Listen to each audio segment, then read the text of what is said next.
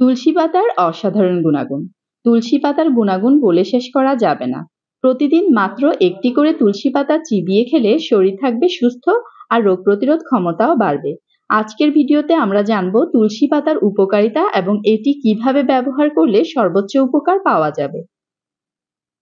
বিশেষজ্ঞদের মতে তুলসী পাতা খেলে ঠান্ডা, কাশি, মাথা ব্যথা থেকে মুক্তি পাওয়া যায় এবং এটি মানসিক চাপ কমাতেও সাহায্য করে।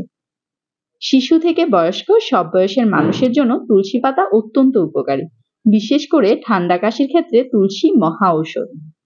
যদি আপনার শিশুর কাশি বা ঠান্ডা হয় তাহলে আধা চা চামচ মধুর সঙ্গে তুলসী পাতার রস মিশিয়ে খাওয়ান। এতে দ্রুত আরাম পাবেন। বুকে কফ বসে গেলে কি করবেন? এক গ্লাস পানিতে তুলসী পাতা, আদা ও চা পাতা ভালো করে ফুটিয়ে নিন। এরপর মধু ও লেবু মিশিয়ে পান করুন। দেখবেন অনেক আরাম লাগবে।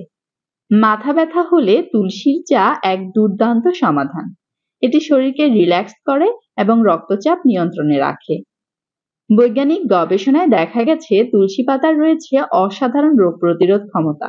এটি অ্যাজমা, ফুসফুসের সমস্যা, ব্রঙ্কাইটিসের মতো রোগ প্রতিরোধে সাহায্য করে। বর্ষাকালে তুলসী পাতা ও এলাচি দিয়ে ফুটিয়ে খেলে রোগের ঝুঁকি কমে যায়। তুলসী পাতার আরেকটি উপকারী দিক হলো এটি ক্ষত দ্রুত শুকাতে সাহায্য করে।